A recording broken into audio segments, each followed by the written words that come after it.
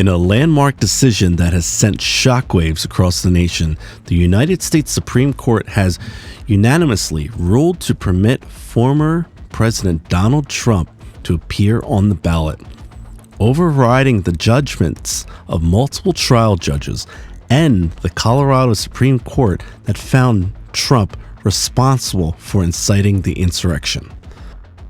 The Supreme Court's ruling, which concluded that only Congress possesses the authority to disqualify individuals who have engaged in acts of insurrection from seeking federal office, has raised significant legal concerns and sparked heated constitutional debate.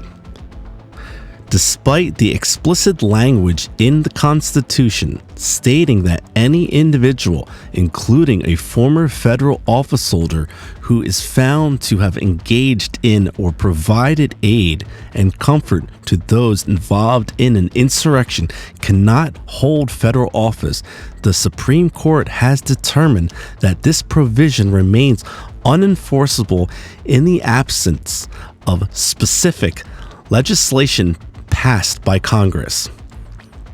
As the dust settles following this significant legal development, the implications of the Supreme Court's decision has inspired a deeper lack of faith in its rulings.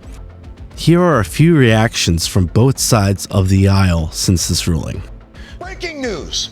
This is CNN Breaking News. We begin with the breaking news this morning. The United States Supreme Court ruling that former President Donald Trump cannot be removed from any state's ballot for his actions on January 6th. By the way, the Supreme Court, 9-0. The ruling was let Donnie cook. So, let that be a lesson to all you out there who might be thinking about subverting the Constitution in a presidential election. You go, boy. For more on the Supreme Court's ruling, we turn to our own Desi Lydic live. Desi, Democrats have to be disappointed in this ruling. Yes, Democrats are doing more shower crying than normal today, John. But they are still confident that a conviction in the January 6th trial can keep Trump out of the White House. But Desi, that's seemingly not likely going to happen before Election Day.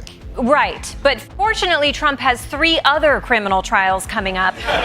One of those has to be a conviction, so Democrats are optimistic. But Trump can still be president if he's convicted. I mean, none of the cases would stop that. Right. I'm glad you brought that up, John. Democrats say if none of these cases go their way, there is still another avenue to pursue. The getting more votes scenario. Now that you've read the Supreme Court decision, which effectively says that they don't agree with that argument, what's your response? Well, the court didn't exactly disagree with it. They just said that they're not the ones to figure it out.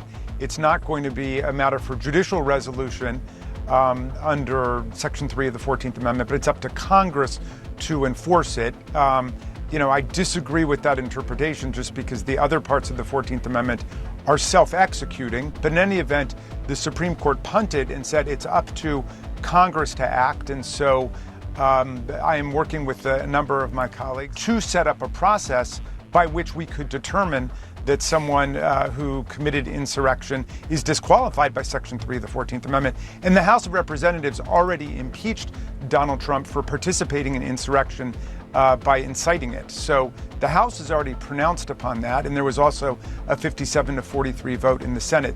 The question is whether Speaker Mike Johnson would allow us to bring this to the floor of the House. So is this basically an admission that as of right now, and until such time as Congress actually passes a law to be able to enforce the 14th Amendment, that the 14th Amendment is basically null and void? That section of the 14th Amendment is null and void unless Congress gets off its duff, works together in a cooperative fashion, immediately passes legislation, and then implements it against who?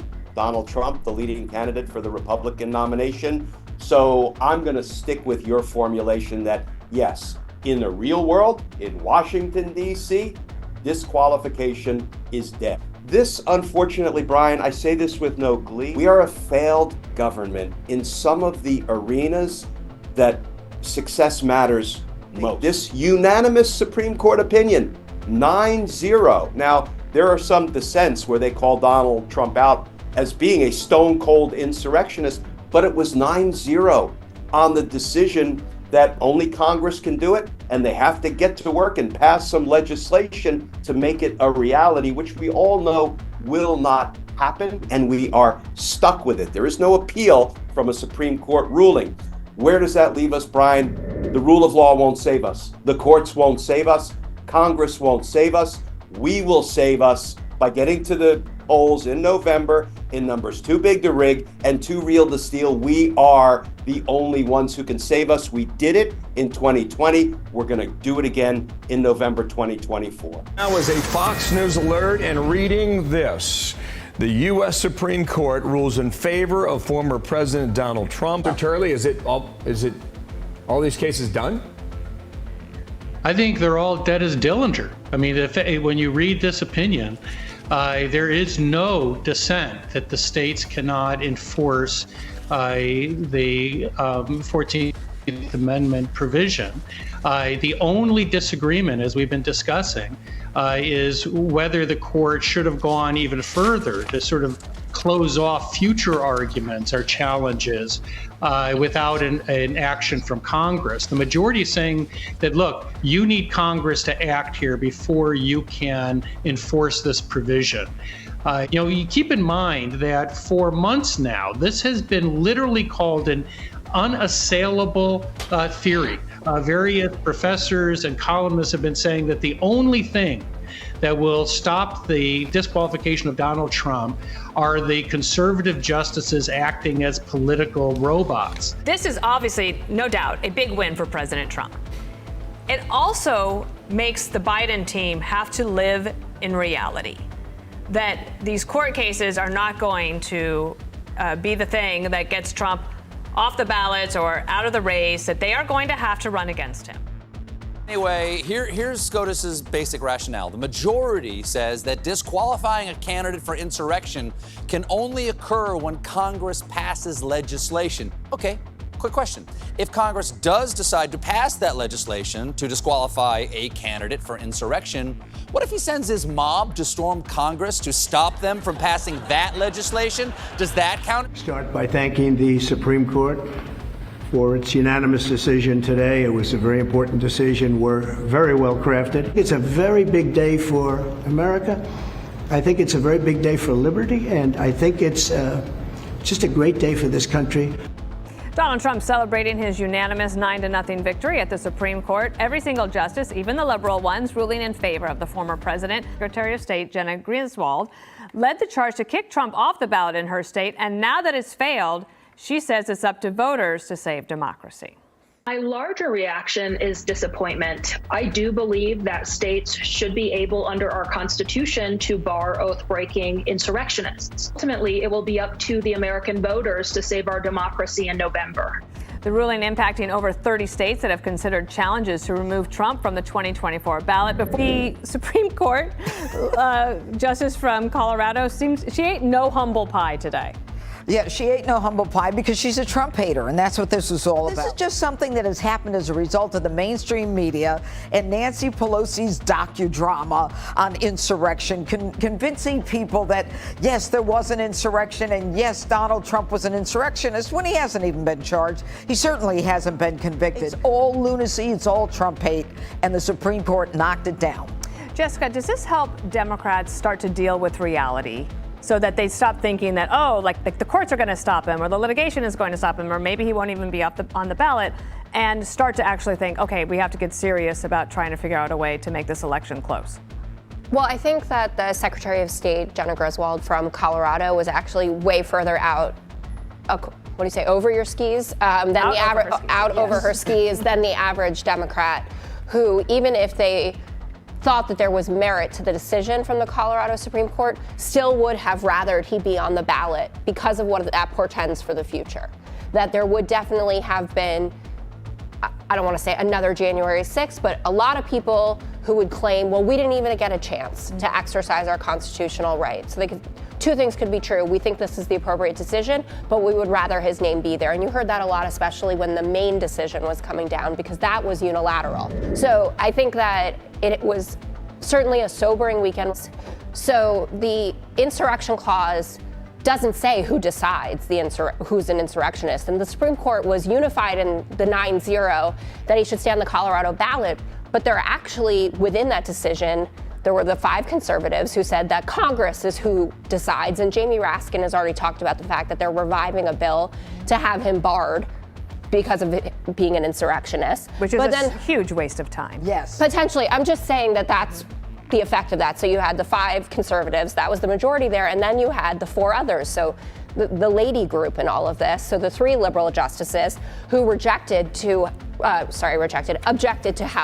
broad the decision was in terms of what the conservatives said with Congress, saying that the Colorado case doesn't work, but that doesn't mean that Congress is the only body that should decide this. And then you had Amy Coney Barrett, also a lady. Well, she's in the lady caucus because she's part of this. It's essentially 5-4 who went against this. And she's saying, I don't agree with everything that the liberal female justices said. Right. But I want to make it known that I think it's too sweeping to say that Congress is the only deliberative body that can do this. These are the days, Dana, that I really enjoy doing the 5. You know, you look at your phone in the morning and you see 9-0, and then you just can't wait to sit next to Jessica at school. But even I could read the 14th Amendment, and it was clear to even me, just a bachelor's degree from Trinity College, a safety school, that this was not going to go the way the Democrats thought it was going to go. Yeah, this is a direct quote. We're going to have to win this at the ballot box. Notice that there were all these attacks against Clarence Thomas today, when it was a 9-0 decision. I'm like, they just wanted to attack Clarence Thomas. Why? Because he's black. Because of his wife. What? Because his wife participated in January 6th. But what it was about. We need to do something about this extreme MAGA Supreme Court.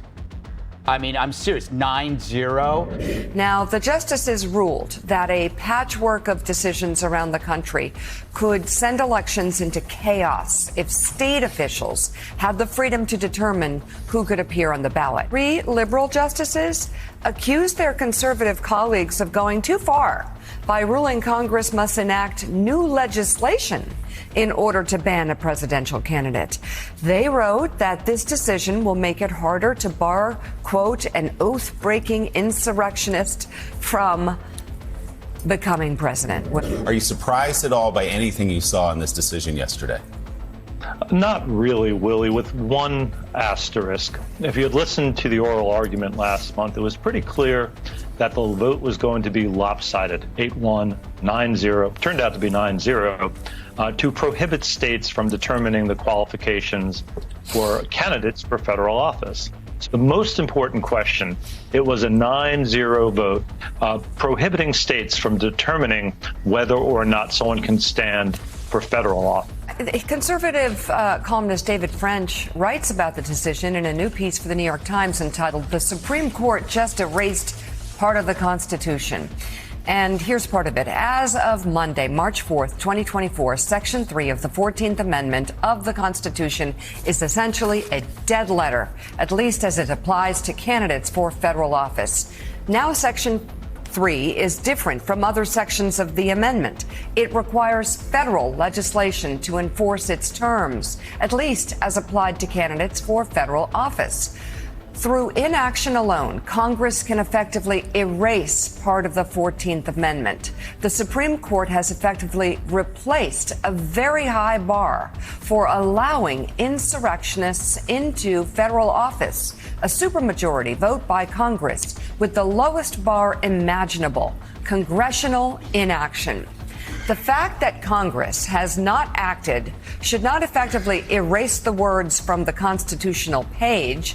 Chaotic enforcement of the Constitution may be suboptimal, but it's far better than not enforcing the Constitution at all. You know, I read it this morning. I read his article, and he makes a really important point that Congress, by doing absolutely nothing, which is absolutely what they do best, has essentially stripped the disqualification clause from operation, right? They've essentially made it, they've rendered it moot. Here's the problem. by going too far, the Supreme Court has really limited the ways in which someone can be disqualified. You need Congress to pass federal legislation. Now, in this case, you have the Supreme Court lurching too far to the right, making, as David French said, this part of the 14th Amendment a dead letter. John, let's talk about the politics for a second. I think we all have heard from some Democrats and maybe people working on other campaigns saying this was worth pursuing, but perhaps even a little relief that it turned out this way, because if he's kept off the ballot, it gives him rocket fuel for the next 8 months to say the Biden administration, the Justice Department, et cetera, everything he likes to say, is trying to strip away your right to vote, to keep me off the ballot. So they say, we can beat him in Colorado, put him on the ballot. Right. A sigh of relief from a lot of Democrats yesterday. The idea being that if a few blue states had taken him off the ballot, yes, that it would just fuel his grievances, his deep state conspiracies, and would just fire up the enthusiasm. And I think chaos is the right word. I think that they were right to rule the way that they did.